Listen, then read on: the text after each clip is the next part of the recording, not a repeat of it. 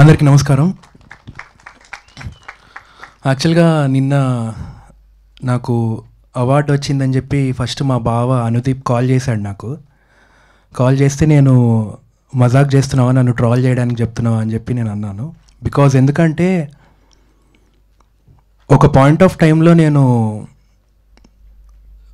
Like ఏది work out అవ్వట్లేదు, playback singing, like పాడిన పాటలన్నీ రీప్లేస్ అయిపోతున్నాయి.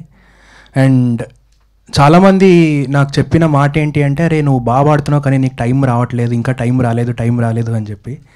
సో అలాంటప్పుడు అట్లాంటి టైంలో యాక్చువల్గా లైక్ విజయ్ బుల్గని నన్న అండ్ సాయి రాజేష్ గారు ప్రేమిస్తున్నా అన్న పాట నాకు ఇచ్చారు. ఇచ్చినప్పుడు నాకు ఒకటే అనిపించింది అనమాట, లైక్ ఈ సాంగ్ నాకు డూ ఆర్ డై సిట్యుయేషన్ లాంటి సాంగ్ అని చెప్పి. And what ever it is, like నా 100% బెస్ట్ ఇచ్చి పాడదాం అనుకున్నాను. అండ్ లైక్ ఇవాళ లైక్ నేషనల్ అవార్డు వచ్చిందంటే నాకు దీనికి మెయిన్ కారణం ఏంటి అంటే, లైక్ ఎస్పీబీ సార్ నన్ను ప్రపంచం మొత్తం నమ్మక ముందు నన్ను చిన్నప్పటి నుంచి నన్ను నమ్మి, నేను ప్రతిసారి డిప్రెస్ అయినప్పుడు అరే ఏం కాదురా, ఓపిక పట్టాలి, ఓపిక ఓపిక ఓపిక అని చెప్పి. అంటే లైక్ ఓపిక పట్టడం అని మాట్లాడడం చాలా సింపుల్, బట్